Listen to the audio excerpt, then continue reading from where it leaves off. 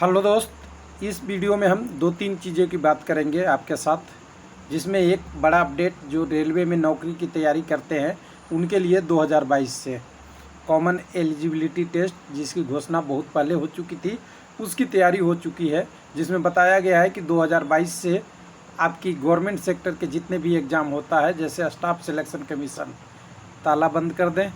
Railway recruitment board क्या होगा, institute of banking personal selection IBPS का क्या होगा, यानी तीनों को मर्ज के कॉमन एलिजिबिलिटी टेस्ट किया जाएगा।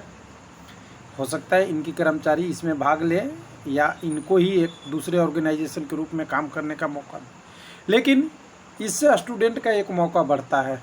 क्या डिस्कस करेंगे इस वीडियो में। पहला पॉइंट, ग्रुप डी क्या CET कराएगा, तो यहाँ पे आप लिख लीजिएगा नहीं, बहुत ज़्यादा डिटेल में चलेंगे नहीं, हम थोड़ा सा समझेंगे। LP की न्यू भर्ती कब आएगी, तो अब हम कहना LP को अलग करके नहीं करेंगे, हम कॉमन एलिजिबिलिटी टेस्ट को देखेंगे। हालांकि गवर्नमेंट का जो डिसीजन होता है तो वो तो प्लानिंग में भी होता है, लेकिन एक्यूरेट कभी नहीं होता। हो सकता है इसमें कुछ विलम्ब भी हो, लेकिन इन्होंने लिख दिया है कि 2022 से हम आप एक के शुरुआत कहें तो जनवरी, फरवरी, मार्च, अप्रैल, जून से तो पहले ही कहेंगे, अर्ली में, यानी जून के बाद तो हमारा क्लियर हो जाता है। जुलाई जब शुरू होती है वो अर्ली नहीं लास्ट आ जाता है, तो उस तक आपका हो सकता है कि कॉमन एलिजिबिलिटी टेस्ट हो जाए। तो कॉमन एलिजिबिलिटी टेस्ट हो जाएगा तो आपकी LP में हो या जो भी हो, ये कोई अलग पोस्टों के लिए सभी के लिए आप अप्लाई करने के लिए एलिजिबल हो जाएंगे। ये कॉमन एलिजिबिलिटी टेस्ट से एक सिलेक्टेड कैंडिडेट का लिस्ट बन जाएगा जो आगे चलेगा। तो ये कहाँ है डिटेल, इसके बारे में तो आपके मन में ख्याल आएगा ही। तो हमने हमेशा बोला है official data, no paper cutting, no call recording, no आपका कोई डिटेल ऐसा नहीं शेयर करेंगे जिसके लिए आपको शर्मिंदा होना पड़े और मुझे भी कहना पड़े कि मैं ये नहीं डाटा मैंने शेयर किया था जो गलत हो गया। तो चलिए, इसलिए क्योंकि वेबसाइट बहुत हमें ऐसा चूज करना चाहिए जिससे हम किसी को सही चीज़ें बता सकें। तो यहाँ देखिए, ministerial of personnel public grievance on pensions, इनमें देखिएगा यहाँ पे एक डिटेल आया है और ये डिटेल आप भी डाउनलोड कर सकते हैं, सबके लिए है, कोई रिस्ट्रिक्शन नहीं है। तो मैं इसको ओपन कर लूँगा। तो इसको ओपन मैंने ऑलरेडी कर रखा है PDF में, हालांकि मैं एक बार इसको ओपन करके दिखा दूँ किसी को समझने के लिए कि यहाँ पे देख लीजिएगा। तो ये पूरा डिटेल है, ये आप पढ़ सकते हैं, समझ सकते हैं। मैं इसको वेबसाइट को थोड़ा बंद करता हूँ, मैं PDF पे ओपन करता हूँ। PDF हमने इसको बना लिया है। तो PDF बनाने के बाद इसमें पूरी डिटेल है, उसमें से इस वाले हम कॉलम पे हाईलाइट करेंगे, common eligibility test CET conducted across the country. देख लीजिएगा, अक्रॉस कंट्री मतलब भारत के सभी भाग में।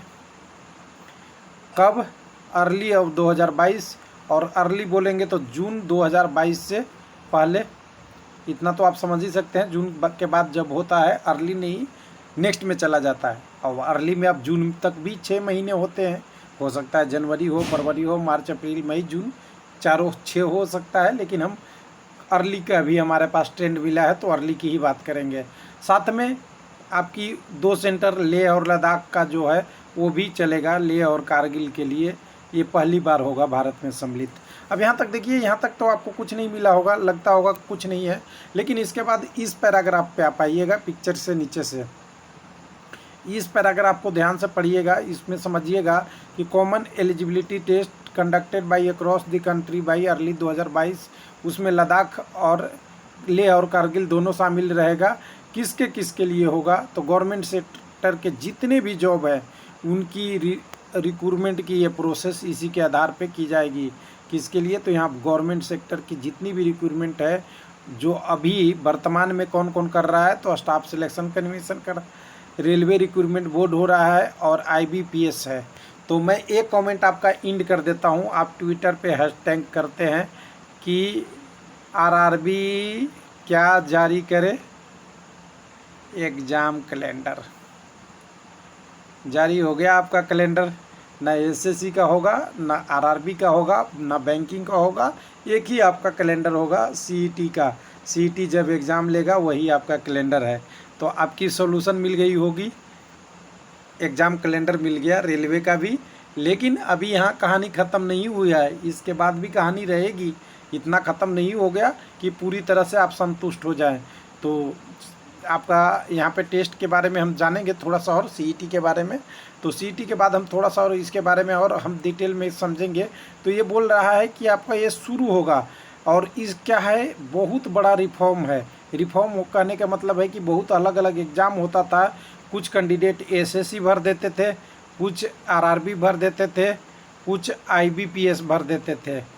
तो अब क्या होगा, सभी लोग एक साथ आ जाएंगे और सीबीटी 1 का कंसेप्ट यहीं पे ख़त्म हो जाएगा। और उसके बाद जो वैकेंसी आएगी रेलवे की, उसमें सब लोग अपने अपने जो क्वालिफाई कैंडिडेट हैं वो अप्लाई कर सकते हैं।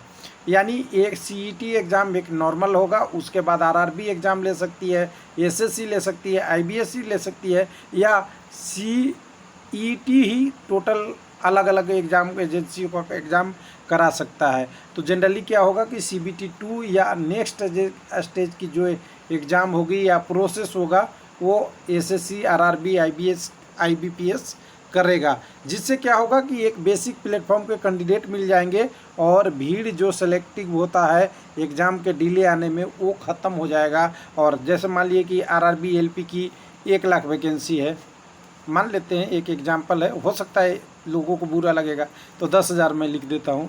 10,000 वैकेंसी है, लेकिन इनको यहाँ से सेलेक्ट करना है, कैंडिडेट को नहीं, आपको सीईटी से सेलेक्ट करना है। सीईटी में जितने क्वालिफाई कैंडिडेट होंगे वहाँ से उठा लेगा। उसके बाद आपका ये जो आगे की प्रोसेस है, ये सब छोड़ दीजिए, इसमें ज़्यादा कुछ और नहीं लिखा हुआ है।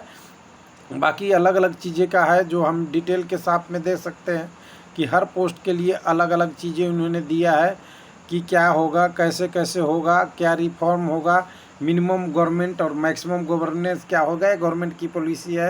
ये सब चले रहने दीजिए, लेकिन हमारे लिए सबसे बड़ी चीज़ ये है कि जो आपका अगला एग्ज़ाम होगा रेलवे का नई भर्ती, वो सीईटी के द्वारा होगा। और ग्रुप डी इसलिए अभी नहीं होगा, ध्यान दीजिएगा, ग्रुप डी सीईटी में इसलिए नहीं होगा क्योंकि इसका अभी टेंडर हो चुका है, और टेंडर हो गया है, उसको एग्ज़ाम वही एजेंसी कराएगी जो एजेंसी टेंडर ले रखी है। तो यहाँ पे अभी क्लोज हो जाएगा। बाकी आगे क्या होगा, आने वाले दिनों का इंतज़ार कीजिए। भर्ती तो आएगी, लेकिन आपको एक एग्ज़ाम देने का मौका मिलेगा भर्ती आने से पहले ही। यानी एलपी की नहीं भी भर्ती आई तो आपको सीईटी में एक बार बैठ जाएंगे तो आपकी एक स्कोर बन जाएगी, जैसा कि एक एलिजिबिलिटी के रूप में सीबीटी 1 को एलिमिनेट करके आपको एक प्रोसेस दे दिया जाएगा। थैंक यू, धन्यवाद।